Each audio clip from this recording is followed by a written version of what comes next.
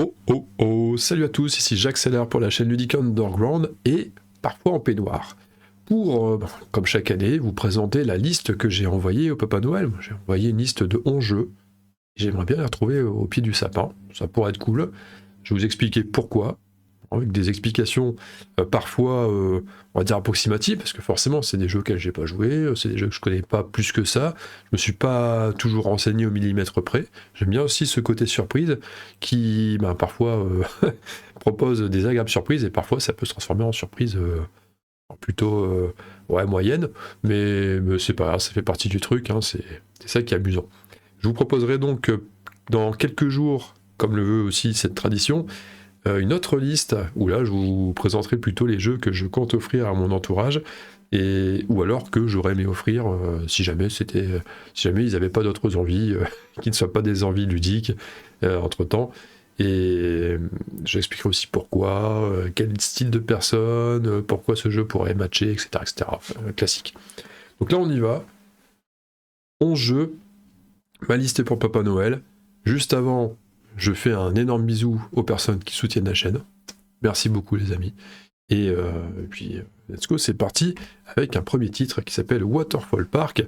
Donc là, la mention à Miro au passage, parce que c'est lui qui en parlait dans l'émission Le Bouillon Ludique, l'émission du Bouillon Ludique, c'est pas le Bouillon Ludique l'émission, et avec les copains du Bouillon Ludique, il en parlait en disant que c'était une refonte, une réédition, ou une remasterisation, je sais pas quel est le terme vraiment le plus précis, mais de Chinatown, pour ceux qui connaissent, un jeu assez ancien.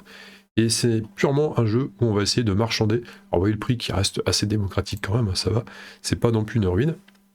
Honnêtement, j'ai été attiré déjà par la couverture, c'est con, hein, mais la boîte, je la trouve sympa.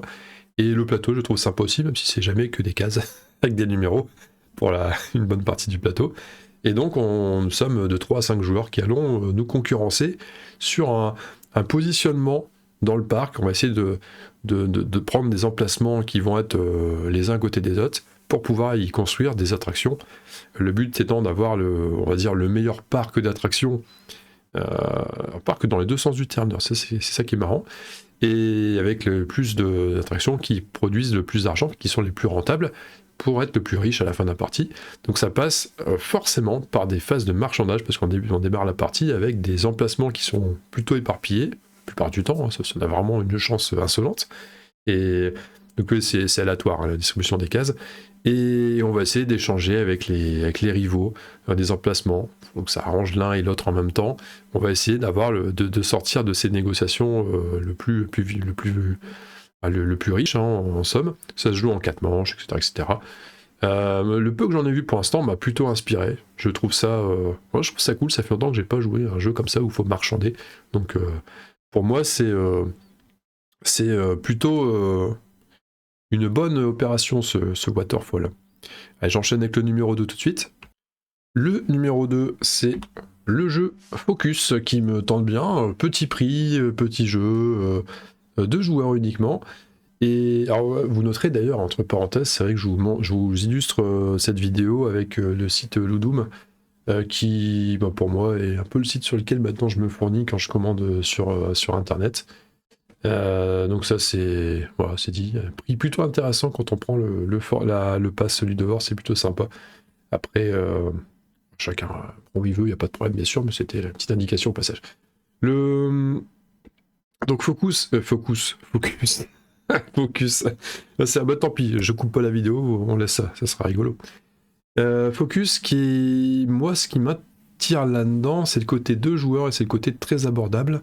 Donc de ce que j'en ai vu, c'est un jeu. Alors ouais, l'illustration est peut-être un petit peu terne au niveau de la couleur, la luminosité, ça fait un peu tristoudé, mais je suis sûr que ça ne l'est pas quand on y joue. Donc à 2, on va jouer avec un tapis d'illustration. Vous voyez l'exemple vraiment là sur l'écran, et on va chacun avoir une des illustrations à devoir faire deviner à l'autre. Et comment on fait deviner l'illustration ? Simplement par élimination d'autres illustrations autour. Donc un premier joueur va devoir faire deviner, alors je ne sais pas sur l'illustration, là, apparemment le joueur de gauche doit faire deviner l'église, et le joueur de droite doit faire deviner le violon. Donc l'église, on pourrait supposer que en première carte éliminée, pour faire penser à l'église, qu'est-ce qui pourrait faire penser à l'église ? C'est une bonne question, hein. Alors, peut-être le livre, pour faire penser à la Bible, peut-être. hein, vite fait. La clé, parce que ça fait penser à une clé ancienne, et les églises sont souvent des bâtiments assez anciens, peut-être, pourquoi pas. Bon, après, c'est libre interprétation à chacun de trouver l'indice parfait. Et donc après, le joueur en face va dire, ok, je pense savoir ce que c'est, ou non, je vais à mon tour de faire deviner quelque chose. Alors, donc lui, c'est le violon. Qu'est-ce qu'il pourrait mettre pour le violon? C'est une bonne question, ça. Qu'est-ce qu'il pourrait mettre avec ce tapis ici? Ah, c'est pas évident tout ça. Est-ce qu'il y a quelque chose de musical? Non. Peut-être considérer que le train, il y a quelque chose de musical, le fait qu'il avance, il y a une mécanique, peut-être. Et voilà, donc on va essayer de trouver on va petit à petit éliminer les cartes, avec le risque de tomber sur la carte de l'autre. Bah oui, bien sûr, parce que si on tombe sur la carte de l'autre, on a perdu. Donc là, ce jeu qui se joue très rapidement, et qui est fait pour des personnes qui sont un minimum connectées au niveau cérébral. Moi, ça m'attire. Et j'irais même plus loin. Je dirais même que c'est moi qui ai, hélas, plus vraiment l'occasion de jouer avec Céline à la maison, je me dis que ça peut être parfait. C'est un truc qu'on pourrait très bien caser quand on se croise de temps en temps le soir, parce que ça arrive. Tiens, on est cool, tranquille dans le fauteuil, on va se faire un petit focus vite fait sur la boîte, j'installe le truc, elle a plus qu'à retourner sa carte, savoir quel mot de faire deviner, et puis retirer une petite illustration de temps en temps. Je pense que ça pourrait largement prendre. Donc ouais, pour moi, ça c'est un succès quasi assuré avec Céline. Je pense que ça peut le faire. Voilà, donc celui-là, il est validé facile. Le numéro 3 de cette sélection liste pour Papa Noël 2023, estampillé j'accélère, c'est Ready, Set, Bet. Donc ça, c'est un jeu, alors pareil, pour l'instant on est sur un ordre de prix plutôt correct, hein. Ça va, c'est pas mal. Celui-là, il date de 2022, je crois qu'il est sorti vers fin 2022, c'est la Tesson 2022, mais en VF, il est sorti un peu plus récemment. Ça, c'est si je ne dis pas de bêtises. Un jeu de course de chevaux. En fait, pas exactement, c'est pas un jeu de course, c'est un jeu de pari sur les courses de chevaux. C'est plutôt ça. Je vais vous mettre l'illustration peut-être plus équivoque. Vous voyez, nous sommes des joueurs qui allons parier sur des chevaux qui vont avancer à leur rythme, enfin surtout selon les probabilités d'un jet de dés, parce qu'il y a deux possibilités de jouer avec. Il y a la possibilité où un joueur, à la limite, se dévoue, prend 2 dés à 6 faces, lance et fait avancer le cheval du résultat qu'il a fait d'un certain nombre de cases en fonction de la proba de sortir de ce cheval. Alors, plus clairement, le cheval numéro 7, sur un lancer à 2 dés à 6 faces, il va sortir beaucoup plus facilement que le cheval 2. Parce que faire 2 avec 2 dés, c'est plus rare. Donc le 2, quand il sort, il avance plus vite. Enfin, il avance de plus de cases. Le 7, il fait qu'une case à chaque fois, il est plus constant. Donc voilà, il y a une histoire de progression des chevaux. Il y a la méthode application, comme on voit sur l'illustration ici, il y a une petite application qui simule justement l'avancée des bidets. Et nous, pendant ce temps-là, qu'est-ce qu'on fait les joueurs? On a quelques pièces et on va les placer sur des paris en disant, tiens, moi je pense que le cheval le numéro 8 va gagner la course. Donc je mets une pièce sur ce pari-là. Et, mon voisin va dire, non, moi je pense que c'est le 5. Ah oui, mais quelqu'un a déjà parié sur le 5. Je vais mettre plutôt... quoi que dans le 5, alors il est en train de se faire doubler, parce que c'est en direct tout ça, hein. Les chevaux continuent à avancer tant que nous on parie. Donc tu dis, ah non, attends, il y a le 7 qui est en train de passer devant, le 5, je vais le mettre placé deuxième, ok.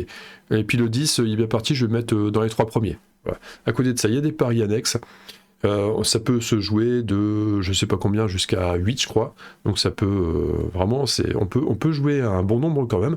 Et ce que j'aime bien, il est sorti 3-4 fois dans mon assaut de jeu. Donc un copain du club qui le possède déjà.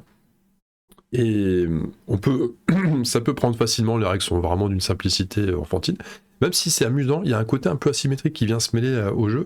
C'est-à-dire qu'entre 2 manches, parce qu'il y a 4 courses en tout, si je ne dis pas de bêtises, et entre 2 manches, on va récupérer une espèce de pouvoir. Ça peut être des pouvoirs tout cons, comme par exemple, on a le droit de voter, de parier, pardon, même une fois que le 3e cheval a franchi la ligne rouge, parce qu'il y a une ligne, pas à mi-chemin, mais un petit peu après, on va dire aux 2 tiers du parcours, qui fait que dès que 3 coursiers ont dépassé cette ligne, c'était 3 je crois, pareil, à prendre avec des pincettes, hein, j'ai pas la certitude absolue, ma mémoire peut me trahir, une fois que c'est passé, on peut plus parier, voilà, les mises sont faites, c'est tout. Sinon, il y aura des petits arrangements un peu faciles à faire. Donc, voilà, il y a un pouvoir qui pourrait tolérer ça. Un autre pouvoir qui va dire, tiens, à chaque fois que les dés ont donné double 1, tu prends une pièce de la banque. Comme ça. Voilà, alors je me souviens pas de tous les bonus, hein, pas tous les pouvoirs, mais il y a une petite partie asymétrie ce qui est sympa.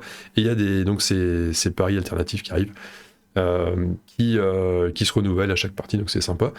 Donc qu'est-ce que je voulais dire? Oui, j'adore le côté ambiance dans le jeu. Quand on y joue, moi je me force à rester debout, parce que ça donne ce côté, voilà, pari, on est dans le truc, il y a l'adrénaline du pari, c'est amusant. Mon dos d'ailleurs a déjà plusieurs fois souffert de ce jeu, hein. C'est un jeu où il faut être physiquement prêt quand même.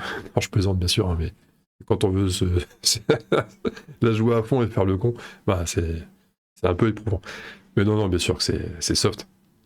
Et moi, pour moi, c'est pareil, c'est un jeu qui peut sortir dans de nombreuses circonstances avec un public assez large. C'est vraiment très familial et c'est sympa.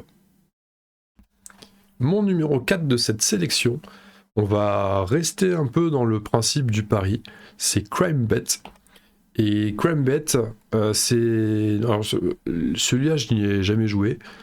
J'ai été d'abord interpellé par la boîte, comme quoi, enfin, les illustrations, moi, ça peut me parler parfois, hein. Il y a des boîtes que je sens bien. Et alors, là, je suis navré, j'ai pas d'image plus grande, mais on n'en a pas vraiment besoin. C'est un jeu qui est aussi plutôt familial. C'est un jeu qui fait penser au Cluedo, parce qu'il y a la fameuse combinaison meurtrier, arme du crime, lieu. Sauf que là, on va parier sur un crime qui va être commis. Il n'a pas encore été commis. On va parier sur comment le crime va arriver. C'est assez bizarre. On sait qu'il va y avoir un crime, mais on ne sait pas comment, où, etc. Et donc, chaque joueur, ça se joue de 3 à 5, chaque joueur va spéculer sur le crime. Donc, c'est un jeu qui se joue en 2 phases à chaque fois. Apparemment, il y a une phase un peu, je ne vais pas dire poste d'ouvrier, ça serait exagéré, mais une phase d'action. On va aller soit chercher des unités, je ne sais plus quelle est la ressource pour les bières, je crois, quelque chose comme ça, parce qu'on est dans une taverne ou quelque chose du genre. Et après, on va dépenser justement ces bières pour aller récupérer des indices à droite à gauche ou poser des questions aux autres joueurs, sachant que chacun a déjà des cartes pour innocenter et pour déjà éliminer certaines pistes. Et donc, ouais, il y a ce côté un peu Cluedo quelque part, avec un peu de bluff, j'imagine, mais surtout la prédiction du pari. Je trouve ça sympa. Ça, bien sûr, dans un univers... c'est marrant comme quoi, de base, les jeux où les enquêtes sont vraiment poussées, j'ai vraiment beaucoup de mal, je suis pas du tout... c'est pas mon registre. Et pour autant, j'aime bien cette ambiance un peu... déjà victorienne, quelque part, et un peu Sherlock Holmes. Il y a un truc, il y a une ambiance forte qui fait que j'ai toujours envie d'y revenir, même si c'est pas ma spécialité. Donc voilà, quelque chose de plutôt sympa, pareil, assez accessible. Des parties de, si j'ai bien saisi, 3 quarts d'heure, 1 heure. Donc, je pense que là-dessus, on peut s'y engager. Encore une fois, oui, pas trop vilain non plus. Ça me paraît être un bon petit jeu qui pourrait apparaître au pied d'un sapin, celui-là. Sans trop de problèmes. Pour le suivant, un gros bisou au frère Rousseau de Paria Édition, parce que nous allons aller du côté de Veyel. Je sais même pas si c'est un lieu d'ailleurs Veyel dans l'histoire, parce que je vous avoue que je connais pas trop le lore de l'ordre de Veyel, mais ça pourrait être l'occasion justement de s'y lancer. Alors, l'ordre de Veyel, je vous cache pas que je m'y suis pas encore mis, on va dire parce qu'il y a toujours d'autres jeux qu'on a un peu observé, qu'on a dans notre collimateur depuis un moment, et puis ça s'arrête jamais, il existe tellement de jeux qu'on fait pas gaffe. En tout cas, l'ordre de Veyel, il fait partie de ces jeux sur ma liste, des jeux à suivre depuis un moment, mais qu'à chaque fois je m'en détourne pour diverses raisons, je vais pas développer là-dessus, ça n'a pas d'intérêt, mais ouais, à chaque fois j'y reviens, je me dis c'est vrai qu'il y a l'ordre de Veyel. Je sais que les frères Rousseau ils font du bon contenu. Je l'ai vu dans un registre complètement différent, mais je l'ai vu, on l'a ressorti au club il y a pas longtemps, on a sorti l'eau de la bouteille, et enfin, vraiment aucun rapport, hein, c'est en termes de mécanique, et c'est pas du tout la même. Mais ouais, ça fait un moment que j'ai envie de me l'essayer. Il y a un chapitre 2 qui est sorti déjà, qui a permis, si je ne dis pas de bêtises, de rendre les combats plus tactiques, avec une carte tactique, des choses comme ça. Et je sais aussi qu'il y a le Kickstarter qui est sorti il n'y a pas longtemps. Enfin, il est fini, je crois d'ailleurs, mais on peut encore commander sur leur site directement. sur l'ordre de Veyel, version deck building. Et là, bon, c'est parce que je m'intéresse jamais aux nouveautés comme ça, au Kickstarter, mais c'est vrai que l'ordre de Veyel deck building, les petites oreilles qui se dressent, et je dis, ah, c'est vrai qu'en ce moment, je suis assez chaud au deck building. Mais c'est con, il y a peut-être un truc quand même à faire, j'ai peut-être raté le coche, ou, enfin, voilà. Après, c'est toujours ça fait toujours bizarre de s'investir dans un Kickstarter où on sait que ça va arriver dans longtemps, dans un an. Enfin, je crois que c'est octobre 2024, donc c'est un timing d'un an quand même. On sait pas trop de quoi l'avenir est fait, même l'avenir proche, on sait pas. Peut-être que j'aurai envie d'autres choses en termes de jeu, on sait pas. Bon, en attendant, je me réveille peut-être un peu après tout le monde, mais j'ai quand même encore envie d'aller m'intéresser à l'ordre de Veyel chapitre 1. J'ai pas trop aussi à des illustrations à donner là. On monte en prix, mais vu la quantité du matos qu'il y a dedans, de ce que j'avais déjà vu dans un Open the Box, c'est assez costaud. Donc c'est du dungeon crawler, ouais, c'est du exploration de donjon, il y a un grand méchant qu'il faut aller tataner si possible. C'est du coop, on joue alors de 1 à 7. Le de 1 à 7, il me laisse un peu perplexe. Le 7, un jeu à 7 comme ça, qui a l'air quand même un peu complexe, ça peut être chaud. Mais voilà, j'ai envie d'aller faire un tour. Des illustrations qui sont plutôt sympas quand même dans l'ensemble. Et puis, enfin, le fameux aspect Cocorico, vous savez, de toute façon, niveau Cocorico, on se défend quand même pas mal dans l'Hexagone. Il y a quand même pas mal de bons créateurs de jeux. Et les frères Rousseau, voilà, Alex, j'apprécie énormément, donc j'ai envie de tester aussi celui-là à l'occasion. On verra bien, sera-t-il au pied du sapin? Je ne sais pas. Mais il me tente bien ce petit ordre de Veyel. Poursuivons cette petite liste à Papa Noël. Du bluff, encore du bluff. Belladone et bluff. Non, c'est marrant, tu vois, c'est Belladone, mais il me semblait que c'était Belladone bluff. Oui, c'est ça, non? Sur Board Game Geek, c'est Belladone bluff. Bon, enfin voilà. Belladone bluff, donc un jeu de cartes, j'imagine petite boîte, vu l'aspect, enfin vu le prix surtout. De toute façon, ça se voit. Hein. La boîte est à peine plus grande que les cartes. Ah, c'est ça, de petite boîte. Et un jeu qui m'a fait penser au jeu de bluff. On va monter des potions à plusieurs. On va se mettre ensemble pour monter des potions de poison, pour créer du poison, plutôt des remèdes. C'est ça, composer des remèdes et des poisons en ajoutant des ingrédients. Je ne fais que lire ce qui est écrit parce que c'est bien écrit. À différentes préparations magistrales dans Belladone, un jeu de bluff et de mémoire. Donc on va tour de rôle compléter des potions en mettant des cartes parfois révélées, parfois pas révélées. Et ce qui va créer des surprises, parce que quand les cartes sont pas révélées, on ne sait pas ce qu'il y a dedans. Hein. C'est le principe de ne pas les révéler. Et c'est incroyable ce que je raconte, hein, vraiment. Comment j'arrive à tenir en haleine un auditoire avec des propos aussi pourris, je sais pas. C'est parce que la commande est trop loin pour éteindre la vidéo. À tous les coups, c'est ça. Enfin bref, il y a 3 potions qui sont en train de se monter, et on va chacun les alimenter. Et au bout d'un certain nombre d'ingrédients, on va avoir la possibilité de de terminer ses potions. Et là, au risque et péril de la personne qui termine la potion. Donc ça, il y a un côté un peu, c'est étonnant, ça fait penser un peu aussi ce qu'il prend, mais vraiment, faut bien chercher. Hein. C'est vraiment parce qu'une fois qu'il y a 6 cartes de devant, on va considérer que la rangée est à finir. Donc c'est à ce moment-là qu'on peut la terminer. Mais il y a des actions, donc il y a des valeurs sur les cartes, et il y a quelques cartes spéciales qui vont semer un petit peu le trouble, qui vont changer la polarité des valeurs de cartes. Alors les moins 3 vont devenir des plus 3, les 4 vont devenir des moins 4, des choses comme ça. Et bon, à la fin, je pense que ça peut être une bonne partie de plaisir, et surtout le moment révélation des entourloupes, voir ce qui se passe, ça peut être assez amusant. Donc ouais, c'est marrant parce que la boîte, c'est la boîte qui m'a attiré, encore une fois. Je regardais un peu les nouveautés très vite fait. Vous savez, hein, je l'ai encore dit juste avant, je suis pas très fan des nouveautés, je m'intéresse pas souvent, mais de temps en temps je fais un tour comme ça, je regarde au large, et il y a tellement de sorties que je me laisse surtout séduire par les boîtes. À ce moment-là, puis j'ai vu cette boîte et je l'ai trouvé sympa. Je me suis dit, tiens, c'est quoi? Ah, il y a bluff dans le titre, c'est encore plus sympa. Ah, puis, allez, vas-y, on y va. Hein. Roule ma poule, il y a peut-être quelque chose à faire avec ce jeu, donc petit format malin. Le suivant, on va changer un peu de registre en termes déjà de tarification, et puis même tout court, hein, parce que on change complètement de sujet. Les aventuriers du rail Legacy. Alors, ce jeu-là, quand j'en ai entendu parler, j'ai... Il y a eu une double surprise, il y a eu la surprise de... la bonne, waouh, excellent, et en même temps, mais, hein, quoi, mais comment, enfin, ouais, comment, comment, pourquoi, tout ce genre de questionnement qu'on peut avoir, et puis, enfin, surtout après, parce qu'on se dit, mais ce jeu-là, il fait partie des meubles dans l'univers ludique, enfin, on le présente pas, et le Legacy sort que maintenant, alors qu'il y a déjà eu des Legacy avant, enfin, c'est marrant, après, il est jamais trop tard, hein, c'est pas...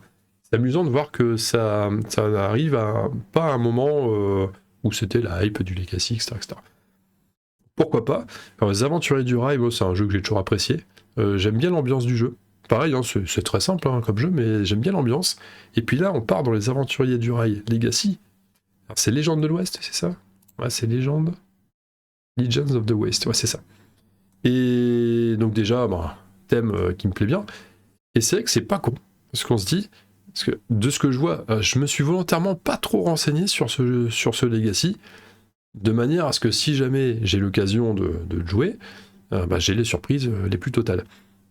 Tout ce que j'ai pu voir, c'est cette illustration que vous voyez juste là, ce qu'on doit certainement voir à l'arrière de la boîte ou quelque chose comme ça, et où on voit un pan de cartes, un peu style puzzle, et c'est tout, ça va pas plus loin. Donc bah oui, bah la conquête de l'Ouest, forcément. Ça passe aussi par l'installation du chemin de fer, le développement du réseau ferroviaire aux US au 19e siècle. Mais c'est excellent. C'est vrai que tu joues sur une petite partie de la carte des futurs États-Unis. Et puis petit à petit, bah, ça va coloniser les territoires à l'Ouest, toujours à l'Ouest, le fameux Go West. Et ah, c'est pas con en fait comme affaire. Maintenant, c'est plutôt onéreux.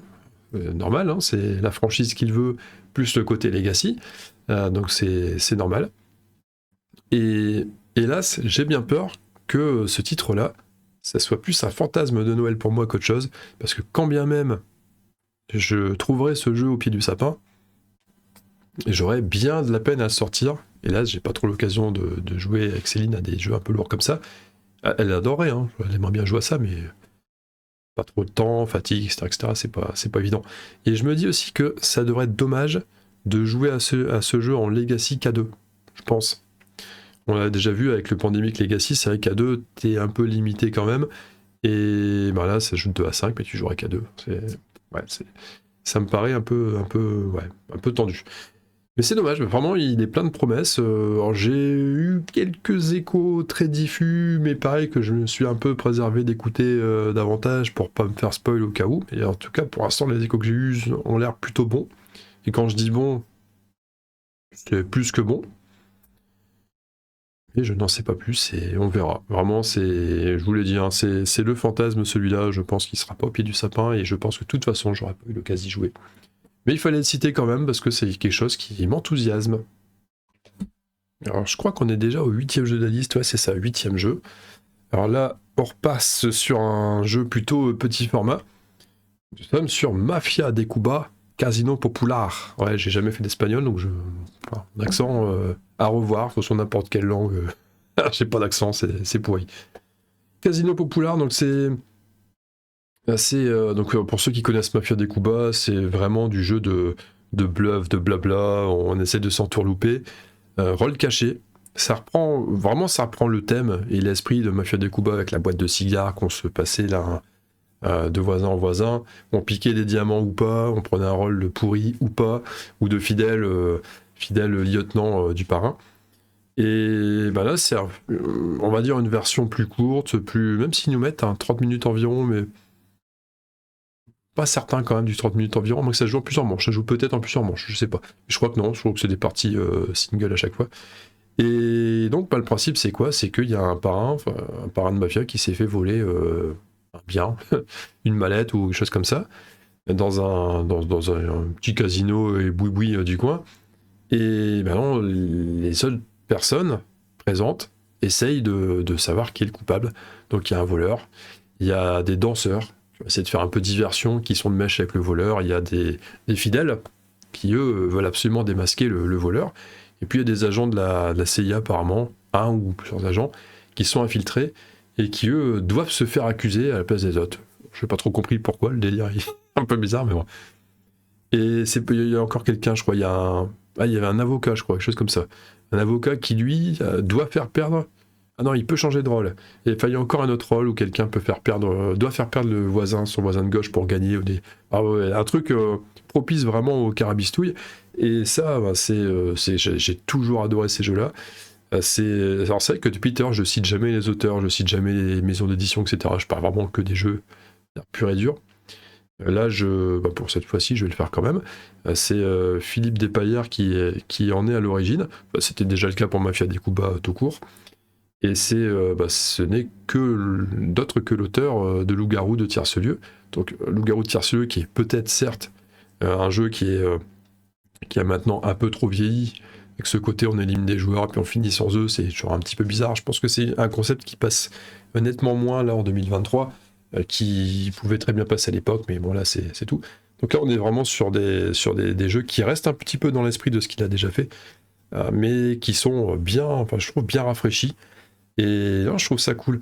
Donc voilà, pur jeu de blabla, on tire un rôle au début, enfin on tire même pas au pif, hein, c'est un joueur qui va choisir parmi ses cartes, hop, il va passer au suivant, et donc ce qui fait que tout le monde va commencer la partie avec des infos, qui saura ce qui est resté comme carte. Le dernier joueur aura quand même le choix entre deux cartes, parce qu'il y a une carte de plus.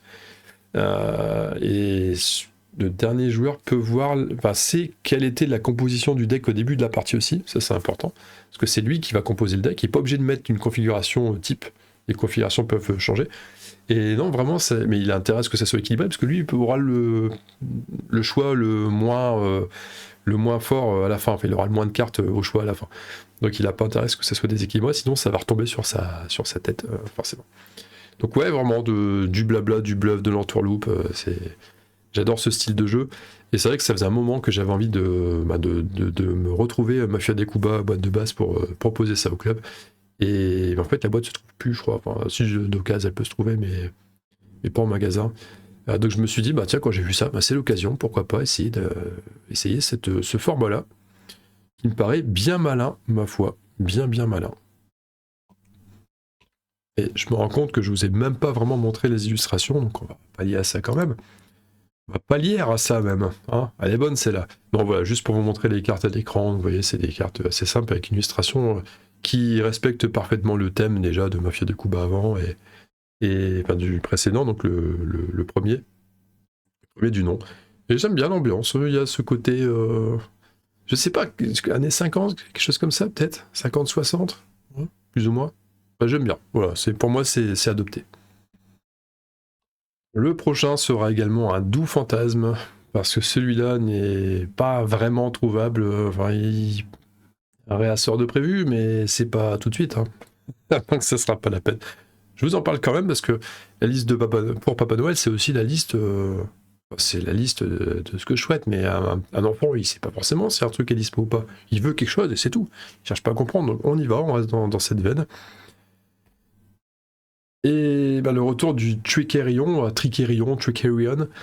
le retour, parce que je crois que je l'avais déjà mis dans une liste celui-là, peut-être l'année passée, peut-être l'année d'avant, je sais plus. En tout cas, je parlais tout à l'heure pour l'ordre de VL des fameux jeux qui sont dans la liste de ça, un beau jour, peut-être que ça va se faire, mais il y a toujours autre chose qui se présente et au final, il reste dans cette liste et il en sort jamais. C'est exactement le même cas de figure pour celui-là, pour Trickerion, avec que dire sur ce jeu, placement d'ouvrier, il a l'air magnifique, de toute façon en termes de matos il est magnifique, il est réputé pour être un excellent jeu, un jeu où nous incarnons des magiciens qui travaillent autour de magie et qui se spécialisons ou pas d'ailleurs dans certains types de tours et qui allons essayer de produire les meilleurs numéros de magie. Ça va engendrer du point de victoire et puis jeu euro, hein, donc forcément point de victoire, on y va, on crée du moteur ou pas, je sais pas. Honnêtement, les règles je les connais pas, hein. Je me suis jamais renseigné sur les règles, mais tout, à part les... C'est bizarre à dire, hein, mais tout le reste autour m'inspire, et je suis convaincu que celui-là, ça sera une réussite le jour où je mettrai le nez dedans, enfin quand je serai vraiment dans une partie. Donc je vais pas en dire plus, pas besoin, j'en ai déjà parlé sur d'autres vidéos, il y a peut-être un an ou plus, mais il n'y a pas besoin d'aller plus loin que ça. L'avant-dernier de la liste, ce sera un jeu de connaissances, parce qu'il n'y en a pas eu dans cette liste, et Sans de rien, j'aime beaucoup ça, même si c'est pas forcément des jeux qui sont très simples à sortir, même entre des joueurs. C'est pas forcément facile. Il y a donc TTMC hein, qui s'en sort très très bien, qui a vraiment proposé un genre d'alternative vraiment au trivial, on va dire au sempiternel trivial poursuite, mais une manière carrément plus fun et plus on laisse une chance même aux personnes qui ont peut-être un peu moins de culture. Et là, je suis tombé sur ce jeu, il y a pas... Alors, donc je parle pas de TTMC, hein. Attention, je parle d'autre chose. Hein. Là, c'était un exemple, je dis juste que TTMC s'en sortait bien dans le style jeu de connaissance, mais moi, je m'intéresse plutôt à Smart 10, donc Smart 10, si vous préférez. Il est sorti il y a déjà plusieurs années, hein. Il n'est pas nouveau, attention, mais je ne le connaissais pas. Et en faisant quelques recherches, là, ces derniers jours, pour justement préparer cette liste pour Papa Noël, je suis tombé dessus. Je me suis dit, tiens, c'est marrant ce truc, c'est amusant, c'est cool. Comment j'ai pu passer à côté? Bon, c'est comme ça. Alors, Smart 10, donc ils nous disent le quiz fun et nomade, où tout le monde a sa chance et chacun peut trouver une bonne réponse. Ok. Mêlant question et stop ou encore, prendrez-vous le risque de continuer de répondre ou arrêterez-vous pour marquer des points?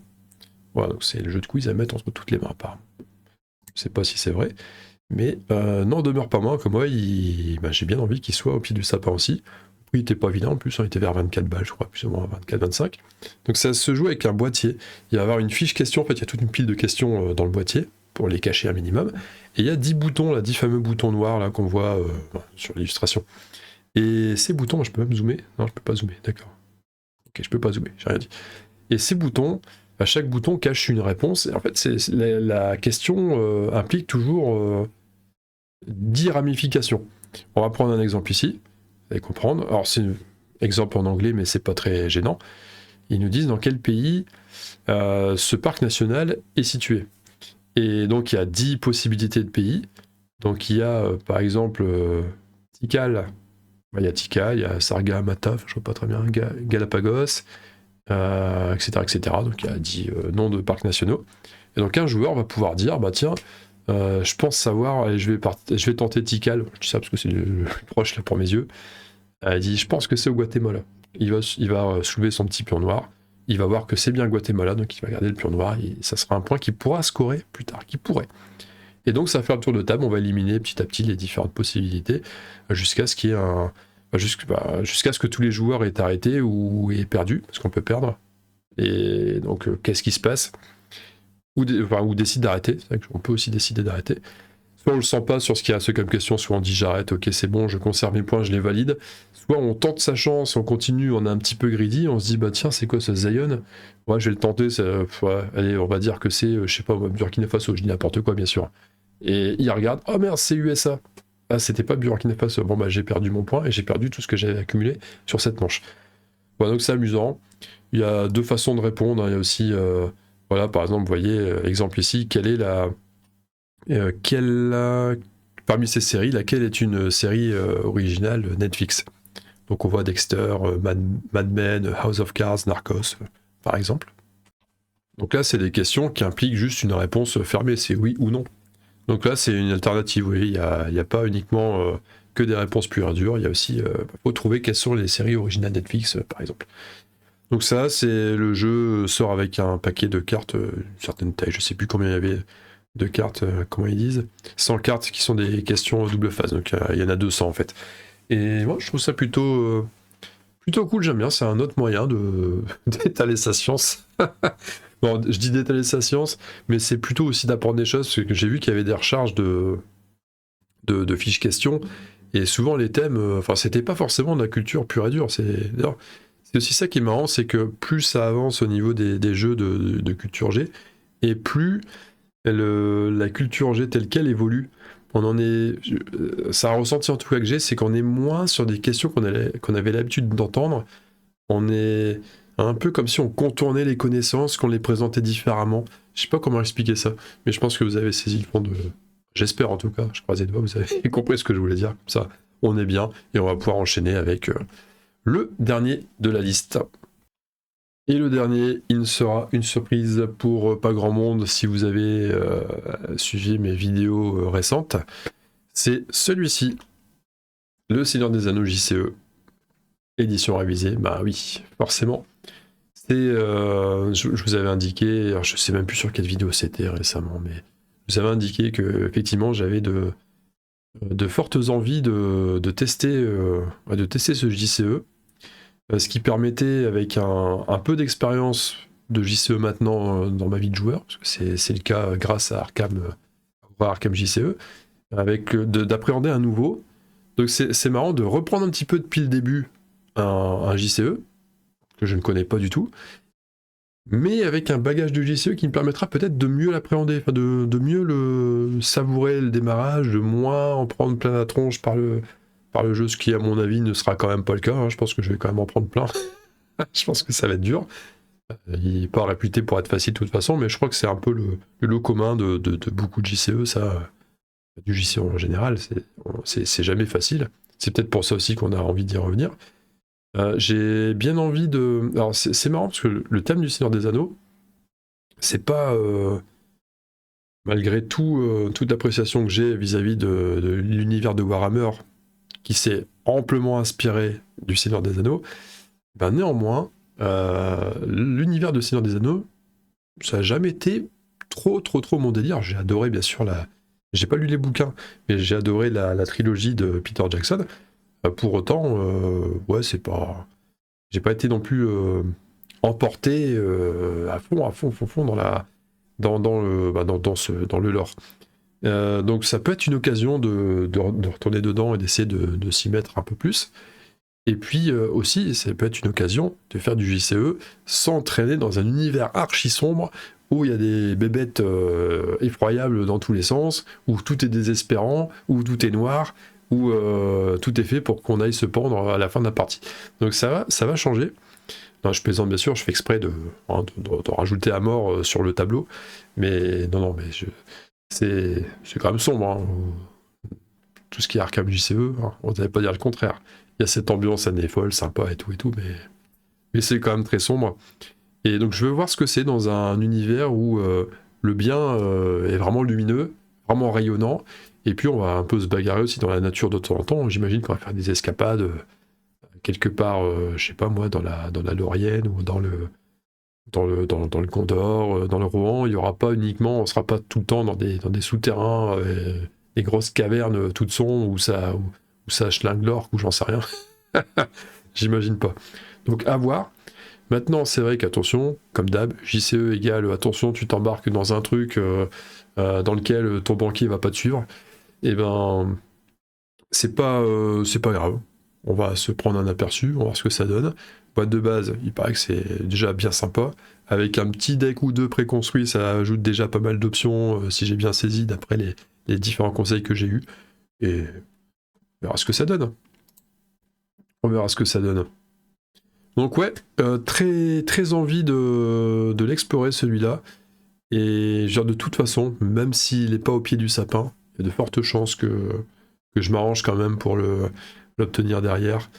Et que je vous propose ça sur YouTube. Je pense que si en 2024 je suis encore sur YouTube, on ne sait jamais, hein. Il y a des personnes qui arrêtent comme ça du jour au lendemain, qui pour des raisons que je comprends totalement, hein, qui stoppent et on n'est jamais à l'abri de ça, hein. On ne sait pas.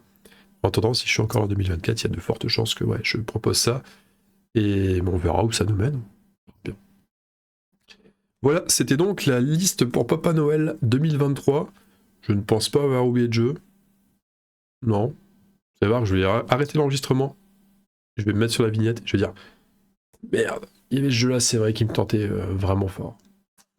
Je pense à Saumon Frétillant. Pourquoi je ne l'ai pas mis dans la liste, celui-là? Mince. Alors, je plaisante, bien sûr. Faut pas déconner. Le saumon, il sera dans l'assiette, il sera pas frétillant. Allez, j'arrête mes bêtises. Je vous fais des gros bisous et je vous dis à très bientôt. À très vite, les amis. Ah non, et vous, qu'est-ce que vous voulez pour Papa Noël? Voilà. Allez, salut.